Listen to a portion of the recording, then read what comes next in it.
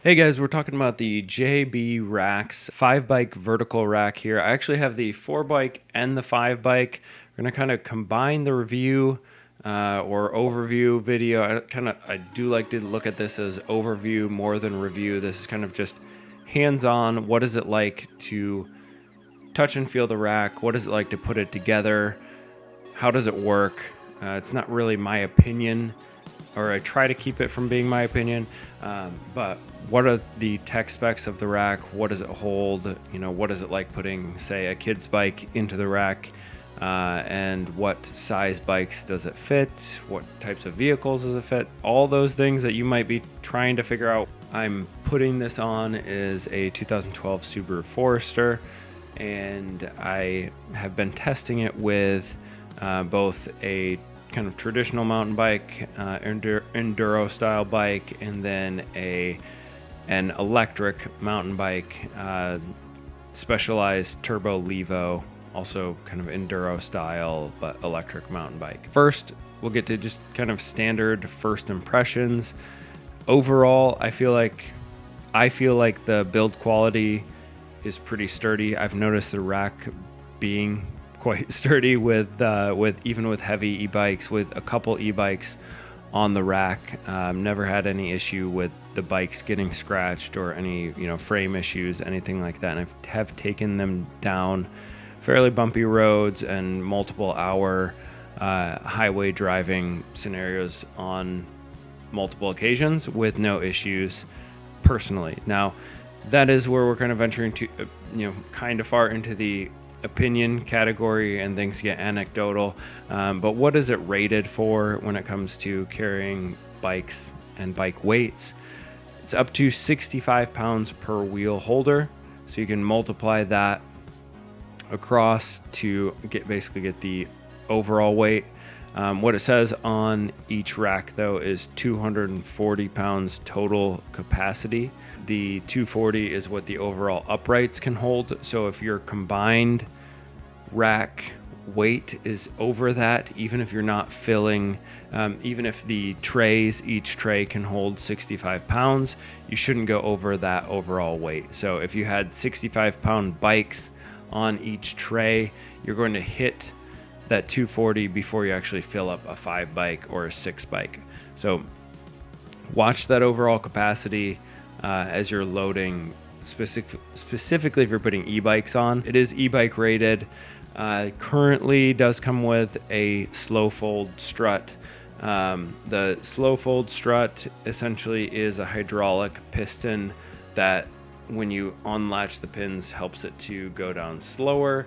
Basically similar to how your hatch opens on a hatchback vehicle or an SUV. So it's not like when you are pushing it back up, it does a lot of pulling it back up. It mainly just helps things to lower slowly. So when you unhitch that pin, it doesn't just slam down on you. So it helps it to fold slowly, hence called the slow fold strut. Okay, so what does it take to assemble the rack, and what is it like? Now, the rack typically will arrive in, from what I've seen, 2 boxes, one that is the base or post, and then one that is the upper portion. So the post here, the bracket that kind of holds the T together, and then the wings or arms that go out, and then the trays that go on the top. So you have to put each part of that together. It is almost a little overwhelming how it arrives with so many bolts. You're like, oh my goodness, this is going to be a lot of work. They're typically, from what I've seen in my experience with 2 different racks, there are quite a few extra bolts included in the packaging. There are not really any reliable written instructions that they have yet at JB Racks, but they do have a very good video put together on their YouTube. So if you are on the website, if you look at the assembly video, I believe that's the best way to go in terms of how to put everything together. If you do try to put it together without the assembly video, you're probably going to take a couple hours to figure out where everything goes. With the video, even though there is a lot of tightening bolts down and fairly You do have to thread pretty far. There are a lot of bolts that actually have excess bolt length, so you do have to thread longer because of that. That does, I'm sure, make production a lot easier, but it can make putting together the rack take a little longer, especially if you don't have a deep well socket library to pull from for ratcheting it together. If you're only using like a wrench to do so, then it's going to take a long time. But it does come with wrench, Allen key, technically everything you would need to put it together. But you probably should have a nice ratchet set to assemble this quicker.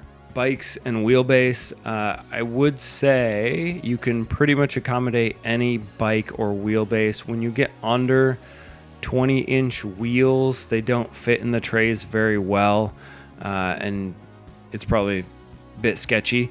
20-inch wheels will fit.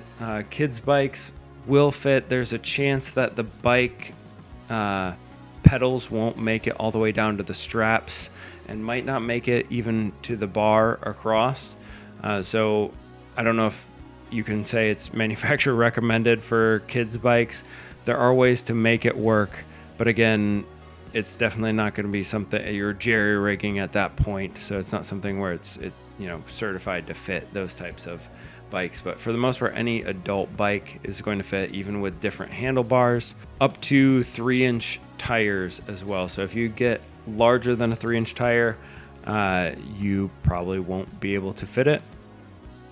So your commuter style e-bikes and things like that probably won't fit, but this also would be not a good rack choice for commuter e-bikes, as lifting up is not ideal. Now, on that note, the slow fold strut, and the main reason for it being there is that this rack lowers down, and one very important part of lowering down is that you can load bikes on easier. The other one would be that you can actually lower it so you can pop open your tray. You can pop open your hatch on a hatchback or an SUV. You can also lower it so that you can fold down tailgate on your truck. I could not think of it. So you can lower your tailgate, you can lift up your hatch. And the other reason, though, as I was saying, is when you lower this, you can load bikes on while just rolling them up. So you don't have to lift the bike. You do have to lift it onto the back wheel, and then you can roll the front wheel right into the tray. And then when you have the bikes on, you can push both of them up, and the strut will also help, from it. It doesn't pull it up, but then once it's up, it will make it go down slower. So it will help if you do relieve pressure for a moment. It's not going to flop down on you, and it makes it easier once you get it into the up position to get that pin in there, because it's helping hold it up. So it helps it move down slowly. It's not something where it's lifting the bikes up into place for you once you've loaded them onto the trays. In terms of how sturdy this feels in comparison to other vertical racks specifically, I think it's pretty comparable to what is on the market. Now, it is a wheel holding vertical rack. I've used handlebar holding vertical racks before. I think the wheel holding racks are much sturdier than handlebar holding racks. And it's something where if it wobbles, it rubs on the tire, it's not going to be an issue. If it wobbles and is rubbing on your handlebars, especially if you have carbon mountain bike handlebars or road bike as well, it's going to be an issue. So that's not something you want to mess around with.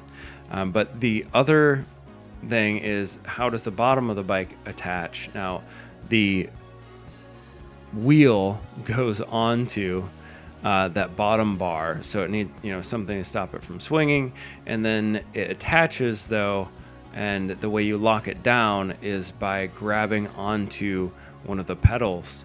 And I really like this setup, because if you think about it, if you're strapping here onto the wheel, it can still move quite a bit here, but then you're reaching to a more central point and strapping onto and holding tightly onto one of the pedals.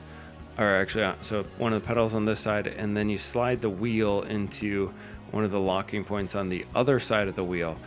So it's being pulled this way and supported on this side over here, which basically means it can't wobble back and forth. So if you're holding here on the like Velociracks or North Shore, there's more of a possibility that the bike can swing this way, which means then the two bikes could swing towards each other if, you know, hit a bump just right. Keeping them from swinging this way individually just makes everything, in my opinion, a lot safer from the bikes actually getting damaged. So I really enjoy that aspect of things.